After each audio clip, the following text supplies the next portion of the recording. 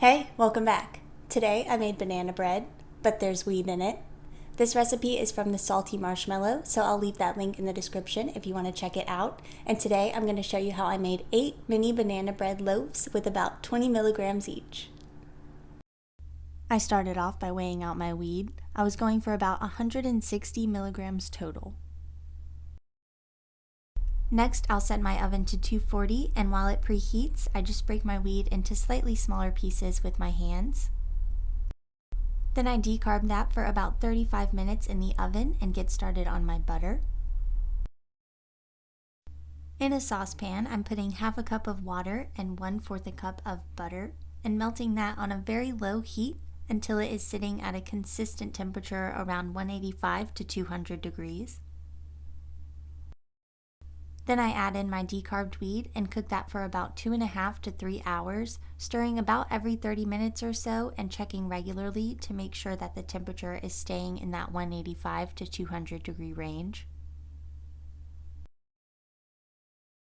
When the butter is finished cooking, I'll just strain out the weed.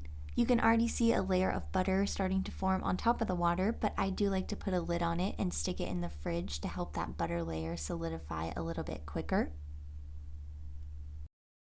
When it's hardened, I just pull the butter out of the water, and I always like to weigh it so I know exactly how much more butter to add. So this time I needed to add almost a full stick of regular butter to my recipe to get to half a cup of butter. This recipe calls for melted butter, so I used a double boiler method to melt that down because it's a little bit safer than microwaving can of butter. Then I'm going to let this cool off a little bit and start working on mashing my 3 bananas. So I like to opt for using a food cutter instead of mashing them with a fork, partly because I'm really lazy, but also because if you blend it more than like mashing it, the chunks of banana are a little bit smaller and it makes for a more moist banana bread in the end. So give it a go, see if you like it, or do it with a fork. I don't know, do your thing. Then I combine my cooled butter and my mashed or blended bananas, whichever one you opted for, and mix that together until it is one cohesive mixture. Next, I'm adding in 2 eggs, and I switch to a whisk to make it a little bit easier to get that egg evenly distributed throughout our batter.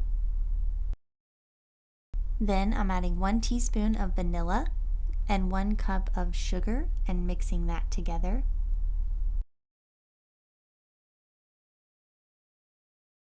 Next, I'll add 1 teaspoon of baking soda, half a teaspoon of salt, and half a teaspoon of cinnamon, and whisking that together.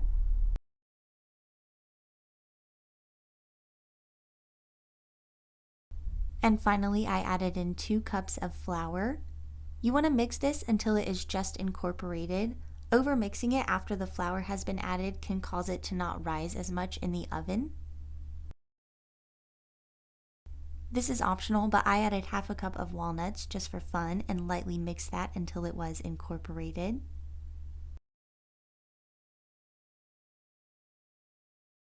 Then I lightly greased my mini loaf pan with some oil and added in my batter. I tried to get it as even as possible since these are edibles, so just do your best. Here they are ready to go. You can see they're pretty full.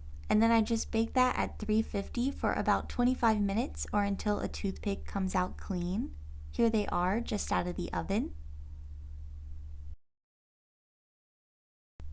I just leave them out to cool a little bit before I remove them from the pan. You can just wiggle it to kind of get the sides loose and then pull it out and you have a perfect mini loaf.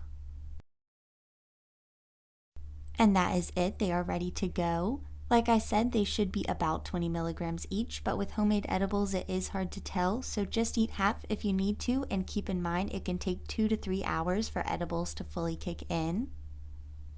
If you try making these at home, I would love to see pictures. You can find me on Instagram, and as always, thank y'all so much for watching.